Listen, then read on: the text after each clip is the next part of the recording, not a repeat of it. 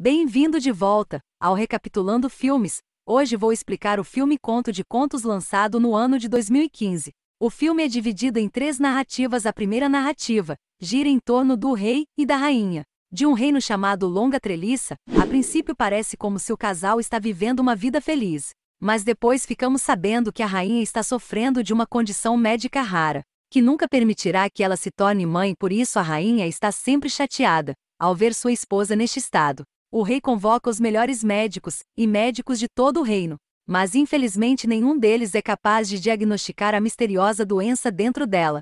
Apesar disso, o rei tenta o seu melhor para animar a sua rainha. Um dia, ele convida alguns artistas de circo. De repente, a rainha repara que uma das artistas do circo está esperando um filho. Ela fica com inveja e começa a quebrar coisas depois de entrar em seu quarto. Quando o rei descobre isso, ele é um mago. Ele faz uma visita ao seu quarto e promete fazer qualquer coisa para resolver o seu problema. Tarde da noite, um estranho mago chega ao castelo alegando que pode resolver o problema da gravidez da rainha. Ouvindo isto, o rei lembra-lhe que muitas pessoas tentaram no passado e falharam. No entanto, o mago está convencido de que a rainha pode ter um bebê, mas depende de quão longe o rei está disposto a ir pela sua rainha. O rei responde até ao limite. O mago revela que tem anos de experiência e sabe muito sobre a natureza. Além disso, ele diz que a natureza deve estar sempre em equilíbrio e que se o rei deseja uma vida, ele também deve sacrificar uma. Apesar de suas alegações estranhas, o rei e a rainha lhe dão total apoio.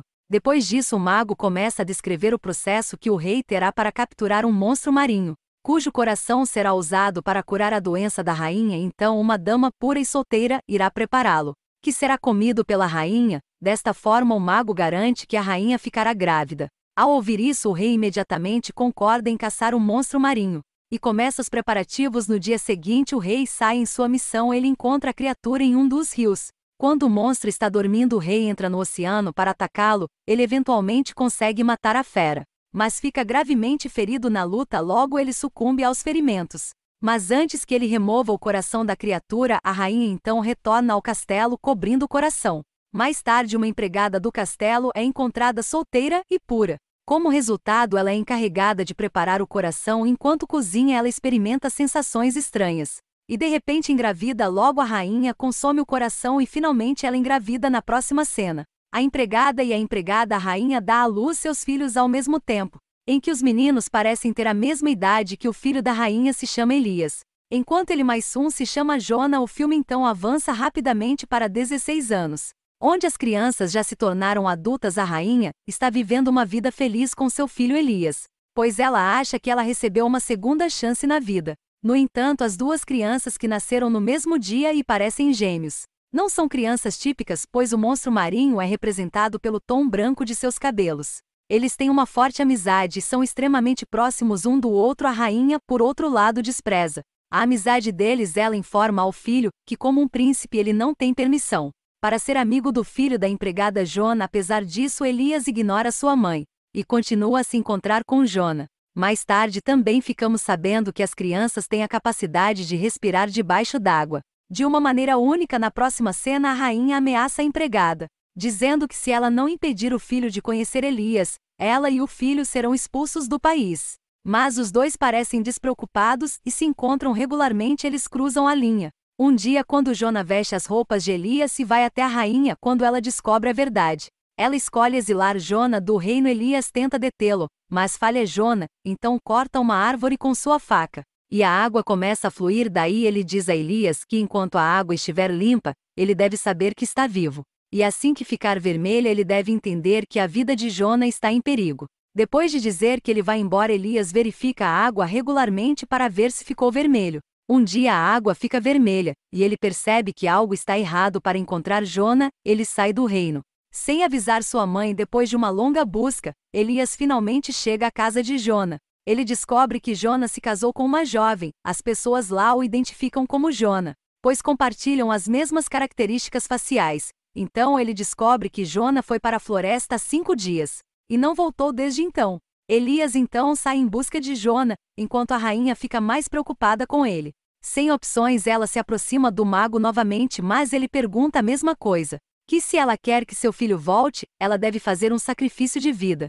A rainha imediatamente aceita esta proposta. Em outro lugar, Jona é visto ferido dentro de uma caverna. Uma criatura voadora então ataca e tenta matá-lo. Depois de ouvi-lo gritar, Elias localiza Jona e mata a criatura. No entanto, Elias não sabe que a criatura não é outra senão sua própria mãe. Mas isso é o que foi acordado vida por vida na cena final da primeira narrativa. Elias ascende ao trono do reino e a história termina.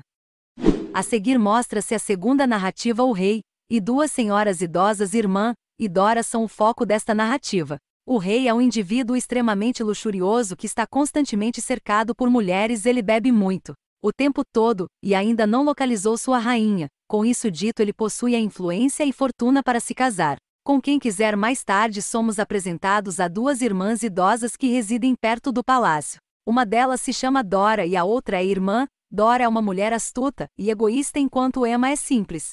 Elas quase não saem de casa, e também são solteiras. É certo que elas vão morrer lá sozinhas, mas suas vozes soam incrivelmente agradáveis e jovens. Uma manhã, o rei ouve Dora cantando e instantaneamente se apaixona por sua voz. Como resultado, ele decide conhecê-la. Em breve, o rei se aproxima da porta dela para dar uma olhada na mulher. Em sua cabeça, ele acha que Dora é jovem e bonita. Quando ele bate na porta, as irmãs começam a entrar em pânico, pois acreditam que o rei vai ficar bravo se ele descobrir sobre sua aparência. Depois de pensar por um tempo, elas finalmente elaboram um plano, e Dora pede ao rei que volte depois de uma semana, para que ela fique mais confortável. Na próxima cena, em que as irmãs se esforçam para fazer com que os dedos deles pareçam jovens e bonitos, a Dora cobre os dedos com ervas, mas ainda se parecem com os de uma pessoa idosa. Mas por outro lado, a irmã colocou o dedo na boca durante muitos dias. Como resultado, está com um aspecto muito bom e jovem. Hoje já se passou uma semana, e é o dia da visita do rei. Quando o rei chega lá, Dora mostra o dedo da irmã em vez do seu. Agora o rei não consegue conter as emoções e acredita que encontrou o amor da sua vida. No entanto, as irmãs ficam mais preocupadas, porque se o rei descobrir sobre a sua verdade, ele provavelmente irá exterminá-las. Depois de muito pensar, Dora propõe uma condição: ela vai dormir com o rei somente se houver escuridão total, e o rei concordar. Na próxima cena, a irmã começa a apertar o corpo de Dora com cola para que pareça o corpo de uma jovem. À meia-noite, um dos guardas do templo vem buscar Dora. Enquanto há escuridão no palácio, o rei dorme com Dora. Mas de manhã, ele percebe que passou a noite com uma velha e feia. Ele, enfurecido, manda seus guardas jogarem Dora pela janela. Felizmente, ela sobrevive à queda na selva. Dora testemunha a magia enquanto uma bruxa chega lá e encontra ela com seus poderes. A bruxa transforma Dora em uma bela jovem de cabelos compridos. No dia seguinte, o rei visita a selva para caçar e se apaixona pela jovem Dora à primeira vista. Ele a traz para seu castelo e decide fazer dela a rainha.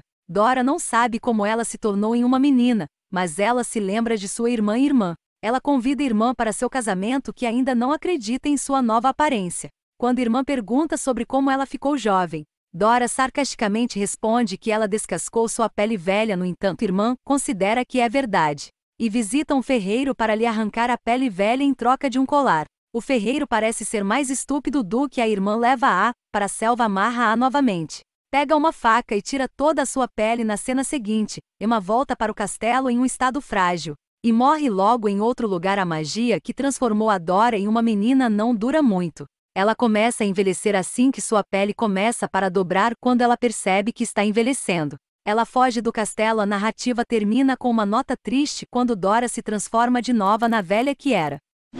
Seguindo isso, nos é mostrada a terceira narrativa, que também é sobre um rei. O rei é de uma natureza estranha. Como sua rainha faleceu há muito tempo, ele tem uma filha solteira chamada Violeta, a quem ele nunca amou verdadeiramente. Um dia o rei vê um inseto parasita em sua mão, que está sugando seu sangue. Em vez de golpeá-lo, o estranho rei apenas deixa-o se alimenta de si mesmo. Depois ele guarda o parasita em uma caixa de vidro e permite que ele se alimente de seu sangue todos os dias. Com o passar do tempo, o inseto fica enorme. Por outro lado, a Violeta, que cresceu para ser uma linda jovem, sempre sonha com um príncipe. No entanto, o rei irresponsável poderia se importar menos com ela, pois ele está sempre ocupado com seu animal parasita. Infelizmente, um dia o parasita adoece e morre. Isso devasta o rei. Então ele arranca sua pele e diz à sua filha que a hora chegou para encontrar um marido. Ele diz que vai organizar uma competição, e quem ganhar vai se casar com ela. Ao ouvir esta, Violeta ficar feliz, mas também um pouco chateada, pois ela queria encontrar um marido sozinha. Apesar disso, ela concorda com a decisão do rei. Logo, os anúncios sobre a competição são feitos em todo o reino. O rei exibe a pele do parasita em seu palácio e anuncia que quem conseguir adivinhar o nome do inseto ganhará. Muitas pessoas tentam, mas ninguém consegue responder corretamente. Porque aquele inseto nunca ficou tão grande e velho, então um ogro de aparência estranha aparece. Ele também quer participar da competição, e o rei hesitantemente permite o ogro então cheira a pele. E adivinha a resposta correta. Ao ouvir isto, uma violeta devastada foge para o telhado e tenta acabar com ela. Mas o rei acalma-a dizendo que não pode quebrar a sua promessa. Sem outra escolha, a violeta finalmente concorda. Na cena seguinte, o ogro leva a violeta para longe. Nas montanhas, onde ela chora por muitos dias. Um dia, quando ele sai para caçar, ela vê outra senhora. Em uma montanha próxima, ela implora por ajuda e explica todo o cenário para ela. A senhora também simpatiza com ela e promete vir buscar ajuda no dia seguinte. A senhora, junto com sua família, chega lá para resgatar Violeta enquanto eles estão atravessando. O ogro chega, mas eles conseguem cortar a corda e ele cai. Algum tempo depois, o ogro encontra a família e elimina eles um por um. Ele então persegue Violeta em uma caverna e começa a abraçá-la. Violeta também finge se importar, mas no momento em que ele se distrai, ela acaba com ele com uma faca. Na cena seguinte, a Violeta volta ao palácio com a cabeça decepada do ogro e coloca-a ao lado de todos. Ela então diz que este é o marido que escolheu e começa a chorar. O rei também fica arrasado com a visão e cai de joelhos. Na cena final, Violeta torna-se a rainha do reino e o filme termina. Esse foi o vídeo de hoje, espero que tenham gostado. Se inscreva para mais vídeos como esse e clique no botão curtir para nos ajudar. Também deixe um comentário. Até a próxima, tchau!